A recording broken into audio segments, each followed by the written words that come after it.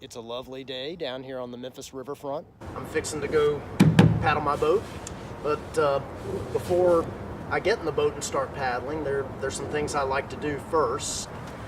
I think most accomplished athletes agree that you don't just get up off the couch and immediately start doing intense exercise.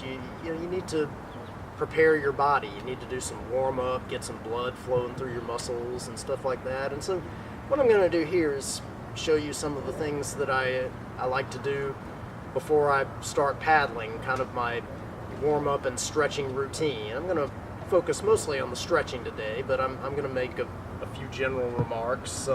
How you get ready to do any kind of workout or competition or anything is really, kind of varies with the individual. There's no wrong way to do it, and I feel like that's really one of the most satisfying things about being an athlete is that your pre-workout routine is truly your own.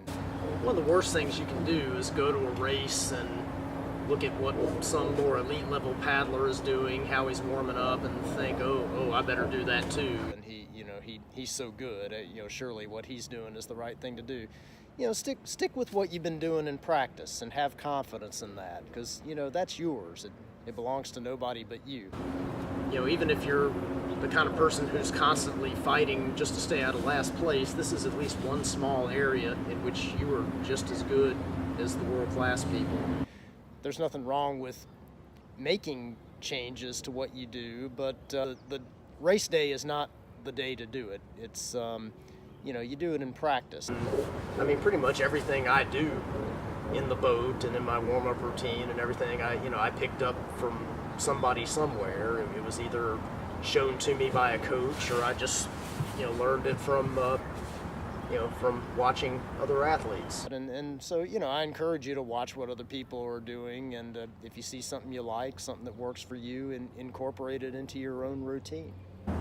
Stretching is something that was inculcated in me at a pretty early age, back in school PE classes. A little bit later on, by high school, I was running cross country and doing the distance events in track and field, and I learned some good specific stretches for running during that period, and a lot of those same exercises are ones I do now, those same stretches, because like paddling, running is really a total body sport. It's not something you do just with your legs. You involve your core and even your arms and shoulders a little bit, and paddling's the same way. Paddling's not something you do only with your arms. You use your core muscles and your legs. It's really a head to toe kind of thing. And so I have kind of a full body stretch routine that I do, and I don't always do every bit of it.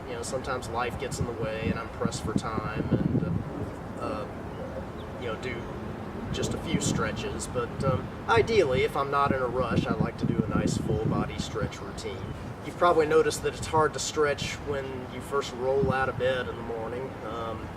It's your muscles are still tight. They have kind of the minimum of blood flowing through them, and muscles are more pliable when they've been warmed up a little bit, both in temperature and just in terms of having blood flowing in them.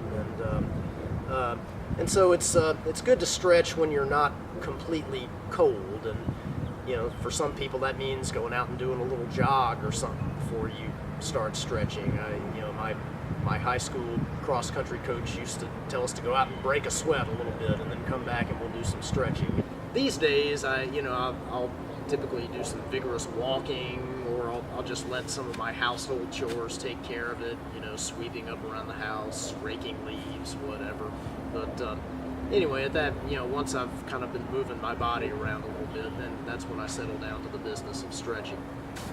It's nice to stretch down here at the dock, when the weather's nice. If it's miserable and cold and rainy or something like that, then I'll probably do it back at the house instead. I'll just add one final thing. I every now and then I encounter sort of know-it-all type people.